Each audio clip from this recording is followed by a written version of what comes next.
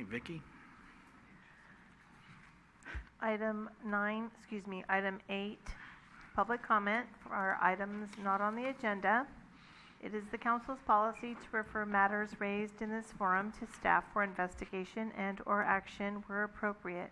The Brown Act prohibits the council from discussing or acting upon any matter not agendized pursuant to state law. And I do have one speaker card here, but if you do want to speak, you can also just stand at the back of the room and have your turn. So this is from Jim Evangelist, 105 DeSoto Way, and he has a question or a comment about schools. Good evening. Evening, Jimmy. I understand that the El Crystal Elementary School is up for sale, and I also have learned recently that there's a right of first refusal from other public agencies prior to the sale to the public, which offers apparently a discount to it. I would suggest that it might not be a bad idea for the council to look into purchasing that and utilizing it for other activities within the city government. For instance, record storage for the police, auxiliary library. There's many different uses that these buildings are still in good shape, and it's a fairly large footprint. It provides parking. Depends on the use. I know otherwise it's going to end up in the open market, and it's probably going to be designated for mixed use, that is residential and retail. And it just doesn't seem like that would be a great fit for the neighborhood because of the way it's situated. It backs up to courts in that particular area. So if the city council, I know it's difficult to find that kind of money for something like this, but if you could think about leveraging loans based on some property we already own, sell some other property, this is an outstanding opportunity to buy something below market value that we could ultimately use, even if you added it to the main city park as well. I think this is something I would hope you would look into before it goes to the open market. Thank you. Thank you very much. Is there anybody else from the audience who would like to speak on items that are not on the agenda? Please. Thank you.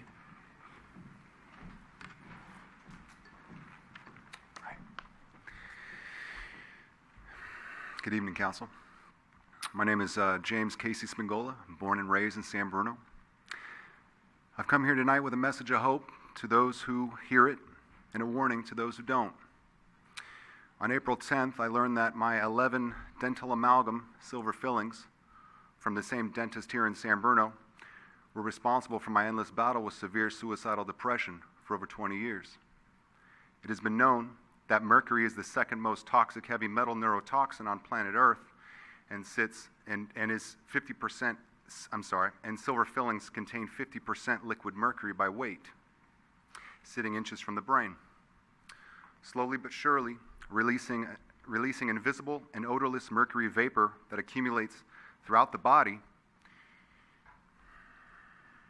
from chewing, brushing, drinking hot or carbonated liquids. These silver fillings are still very legal and prevalent in America today. At least 70% of Americans have at least one.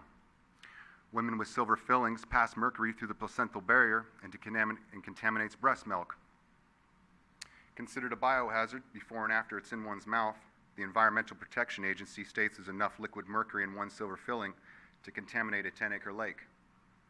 My therapist and doctors never tested me for metal toxicity, even though it causes all the symptoms their antidepressants claim to fight. Even my dentist wrote severely depressed on my dental records before giving me my last amalgam filling 2 years later, which have all been safely removed in quadrants by a holistic dentist. Mercury is bought from China, the largest supplier in the world.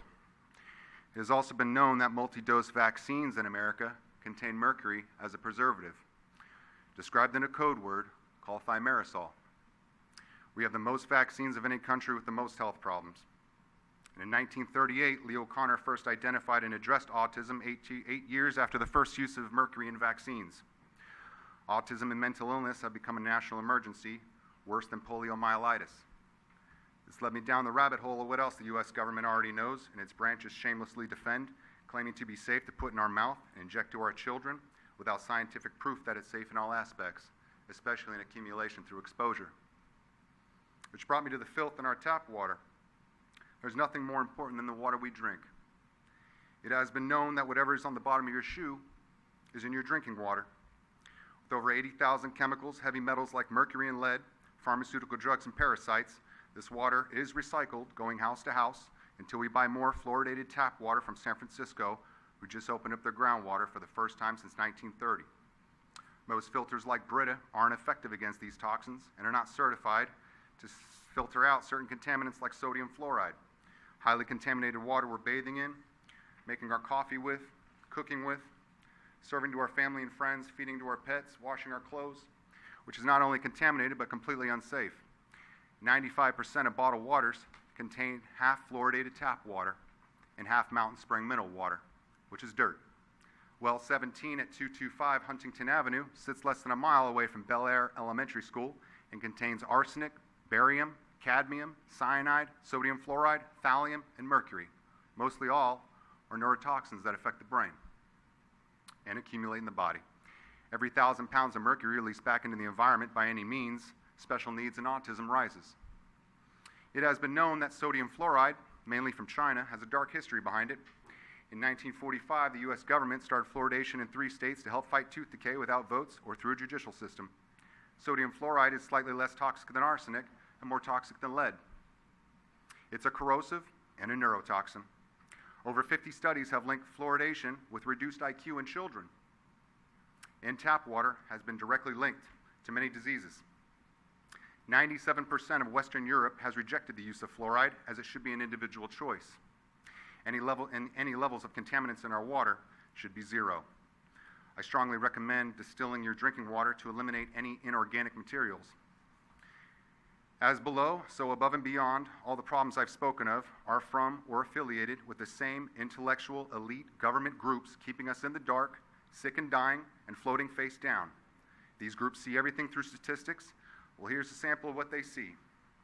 1 in 4 dead of cancer, 1 in 3 getting cancer, 1 in 60 autistic, Parkinson's, and Alzheimer's on the rise.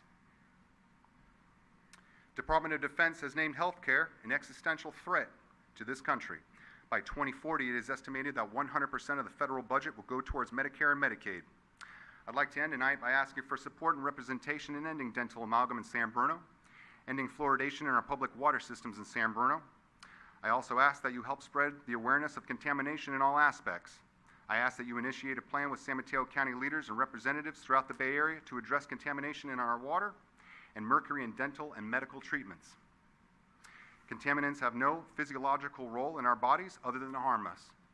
And we are doomed to crumble, with history recording with the greatest astonishment that those who had the most to lose did the least to prevent its happening. My name is James Spingola. I'm from No Shoes News, Brain On, Shoes Off. Thank you very much. I yield back. Thank you for your comments. Is there anybody else from the audience that wishes to speak on items that were not on the agenda this evening? If not, we're going to go ahead and move on.